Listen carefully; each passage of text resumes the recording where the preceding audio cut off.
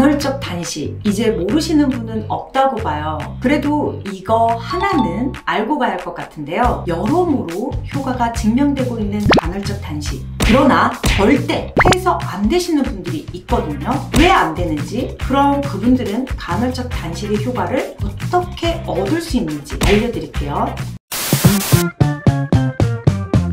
안녕하세요. 엄지원장 서재화 한의사입니다. 런던 베이글 드셔보셨어요? 얼마 전 한 프로에서 런던 베이글 대표님의 인터뷰를 보았는데요. 정말 인상적이더라고요. 10년 동안 주식으로 베이글을 드시고 있다고 합니다. 프로그램의 진행자이신 오은영 박사님이 그럼에도 불구하고 살이 찌지 않는 이유를 물으시자 일주일에 하루는 단식, 간헐적 단식을 하고 있었어요. 간헐적 단식은 일정 시간 공복을 유지하는 것인데요. 보통 하루를 기준으로 16시간 공복 후 8시간 동안 음식을 먹거나, 일주일이 기준이라면 5일 동안 식사하시고 이틀을 굶는 것인데요. 사실 굶는 시간보다 먹는 시간에 더 집중해야 하는 게 핵심입니다. 하루 기준의 간헐적 단식이라면 8시간 동안 먹는 것인데 보통 6끼가 적당하거든요. 이때 칼로리보다 탄단지, 비타민, 미네랄 이런 것들을 잘 챙겨 먹는 게 제일 중요합니다.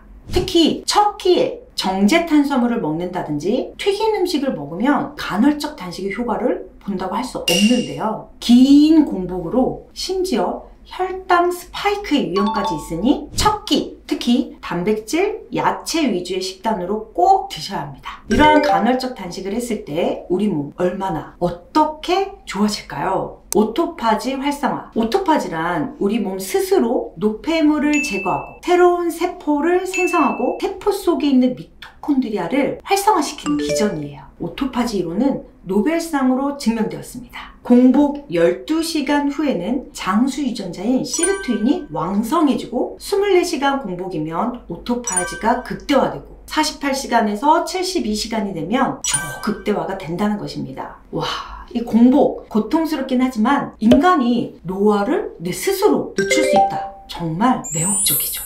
그런데 누구나 할 수 없다는 거 알고 계셨나요? 단식이나 소식을 할 경우 ATP 에너지 생성이 줄면서 AMPK 활성화로 PGC1알파가 증가하고 미토콘드리아의 제압성으로 노화 예방이 되는 건데요. 염증 억제, 신진대사 촉진, 체중 감량, 인슐린 회복에 필요한 오토파지. 오토파지가 잘 되면요, 얼굴에 윤기가 흐르고 머리카락 숱도 많아지며, 와, 이게 다 뭐죠? 흔한 동안의 조건 아닙니까?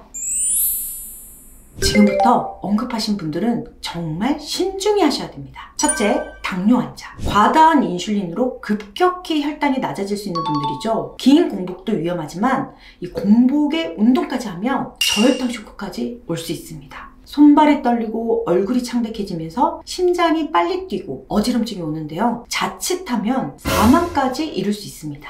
두 번째, 심혈관 질환 있는 분. 간헐적 단식을 하면 오히려 이 심혈관 질환이 개선될 것 같은 느낌이 들지 않으세요? 하지만 그건 느낌적인 느낌일 뿐입니다. 미국에서 데이터베이스 연구를 했어요. 평균 연령 49세 2만 명을 대상으로 17년 동안 식습관과 질병, 사망률을 비교했는데요. 그 결과가 가히 충격적이었습니다.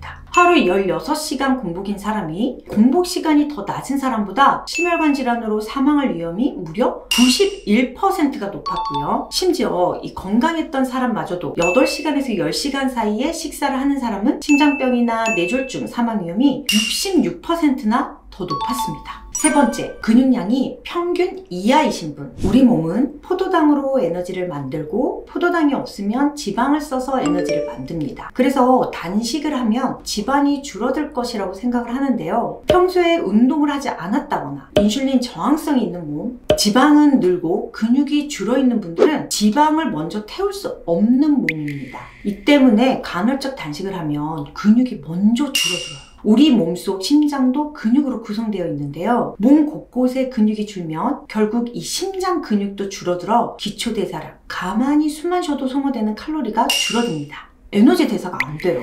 괜히 간헐적 단식을 해서 살만 더 찌는 체질로 만드는 거죠. 계속해서 간헐적 단식을 하면 안 되시는 분들 또 누가 있을까요? 네 번째, 충동성이 높으신 분. 다들 자기 MBTI 알고 있으시죠? 마지막 자리인 J와 P, 계획형, 비계획형. 어느 유형이 좀 더 충동적일 확률이 높을까요? 바로 P형이죠. 사실 저도 P형입니다. 16시간 이상의 긴 공복 후 첫 끼니를 폭식할 가능성이 아주 높습니다. 평소 과식, 폭식, 폭음이 잦으셨던 분들은 굶었다 드시는 패턴은 아주 위험할 수 있으니 다른 방법을 찾아보시는 것이 더 좋겠습니다. 성향 무시할 수 없어요. 남들보다 더 힘들 수 있거든요. 지금 언급드린 분들은 참 아쉬우시죠? 간헐적 단식 나도 하고 싶은데. 그래서 간헐적 단식을 못하더라도 한 것 같은 효과를 낼 수 있는 법 지금 알려드리겠습니다. 첫째, 12-12 사이클. 12시간 동안 먹고 12시간 동안 공복 상태를 유지하는 것인데요. 끼니는 3번, 4시간 간격으로 적당히 드시면 됩니다.